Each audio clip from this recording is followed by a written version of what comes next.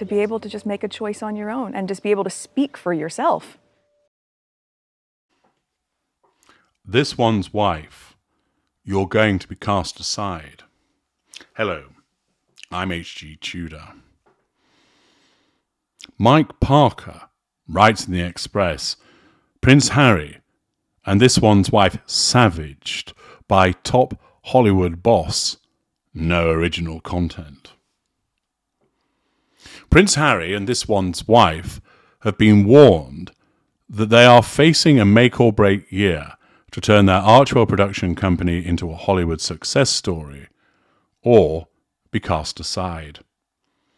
A senior studio executive blasted the royal couple's alarming lack of original content and bleakly forecast they could find themselves walking a financial tightrope simply to survive. Now, pausing there, what is behind this lack of original content? There are a number of factors. Let's take Harry. First of all, he's not the brightest bulb. He's also somebody who has been used to having everything provided for him. He's never really had to graft for anything. Yes, he had a period of time in the army, but that was just to give him something to do. It's never been the case that he's had to sit down and think about something in order to earn a living from it. All he can do is regurgitate things that have happened to him, and he didn't really even do that in a particularly entertaining way. The content of Spare was more about laughing at him rather than being amazed by him or laughing with him. Accordingly, having never really understood what is required behind being industrious and creating content, and having lived a life of privilege, he's not exactly the go-to guy for original content. What about this one's wife? Well, as a narcissist, it could go one of two ways. Certain narcissists are hugely industrious, your glorious narrator being an example of that, because the narcissism drives us to achieve things, to create things, because the creation of whatever it might be, a world-class company, brilliant sporting achievements, fascinating content that intrigues and entertains people, designing jewelry, whatever it might be, that enables us to gain control over people, draw fuel by their reactions to what we've created and built, enables the management of a facade, and of course attends to considerable residual benefits, money being one of them. Thus, a narcissist being industrious does happen, and naturally, many successful individuals are actually narcissists whose narcissism has driven them to achieve that success, both in terms of working hard and, of course, of shafting people along the way. Other narcissists are lazy. They believe the world owes them a living. They think that just because they exist, that's reason enough for them to be given lots of money. The fact that they turn up and wander around, well, isn't that something that they ought to be paid for? And it is this latter attitude that is prevalent with this one's wife. She believes that she's so special that her very presence merits payment.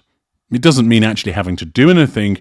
Her just being there is such that you should pay for it, that you should be happy for your products to be linked to her, and that you should pay her for it, that you should give her money for her advertising your clothing, your perfume, your jewellery, your properties, whatever it might be, because she believes herself to be hugely important.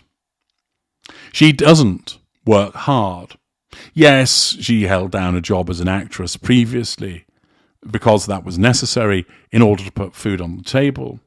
But we also know that there are allegations that she turned tricks, utilising the oldest game in the book in order to generate an income. Not particularly difficult or taxing. We've also seen repeated instances where she sought money for nothing, utilising other people's private jets, staying at their properties gratis, being given a bolt hole away from the prying eye of the media, where she has sought freebies from organisations but was told that she would have to give them back. The very fact that she did very little in relation to archetypes, with other people undertaking the legwork, and the fact that other content has been nowhere to be seen whatsoever all supports the fact that she is the type of narcissist that doesn't believe in doing things and believes that she should just be paid for turning up. This, of course, is problematic. It leaves both of them unable to provide any original content. Furthermore, they're hampered by the fact that this one's wife has no imagination. Some narcissists do. She does not. She operates through character trait acquisition, taking other people's ideas and passing them off as her own.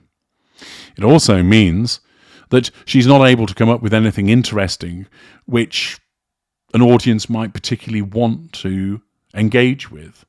Instead, all she can do is either regurgitate already done ideas, which is not original, or, of course, play the victim and talk about her supposed experience at the hands of the royal family, which has got old very quickly. She lacks the insight, she lacks the motivation, and she lacks the originality, all of which means you're not going to get anything produced by her. Thus, as a combination of his life of privilege and her innate laziness and entitlement, they are really quite the catastrophic couple when it comes to expecting them to provide anything. The article continues by explaining, like other independent film and TV companies, Archwell is now being clobbered by soaring costs and increased wage bills for actors and writers in the wake of last year's crippling strikes that cost the entertainment industry an estimated £5 billion. As others scramble to recover losses and have projects greenlit by studios, the Duke and Duchess of Sussex have only one new production on their slate for Netflix, with whom their 5-year $100 million deal is up for renewal next year. This is a film adaptation of best-selling romantic novel Meet Me at the Lake, for which the streaming giant paid $3.8 million for the movie rights in a first collaboration of its kind with Harry and This One's Wife, aside from their documentaries. The deal tallies with their stated aim of producing rom-coms and other lighter entertainment, but our senior source strongly cautioned, what immediately worries me is the alarming lack of any other original content on their roster. Netflix bought the book they are adapting, but the question everyone in Hollywood is asking is, can they actually pull this off without either of them having any real prior experience? This is a make or break year for them in every sense.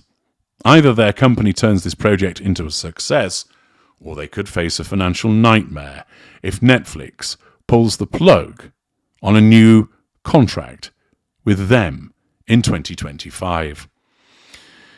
Well, given what has happened so far, that they haven't produced much, and what they have produced has not been particularly entertaining or interesting, why would anybody think that all of a sudden they're going to pull an absolute perler out of the bag? They're not.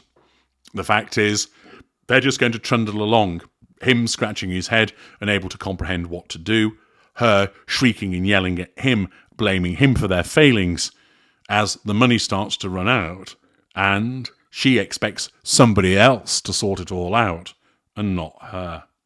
She expects the agency to suddenly wave a magic wand and magic up opportunities for her, even though that's not actually their role. She expects somebody else to come along and say to her, here, have some free money, because that is the entitled way by which she operates. The fact is, neither of them is going to produce anything meaningful, and therefore they are going to be cast aside by Netflix in due course. What would that mean for a narcissist such as This One's Wife? Well, of course, it would wound her as a consequence of them not renewing the contract. It would also wound her in the sense that the residual benefit of money will not be forthcoming. Naturally, she will not accept any blame for all of this. It's the talent agency's fault. It's Harry's fault. It's the media's fault for blackballing them. It's the hateful British people for turning against them and making them so unpopular that they've got nowhere to turn. Never will she navel gaze and realise it's all down to her. Instead, what it's going to lead her to do is to double down on her endeavours to try and ensnare somebody else who has that residual benefit which she craves. I'm H.G. Tudor. Thank you for listening.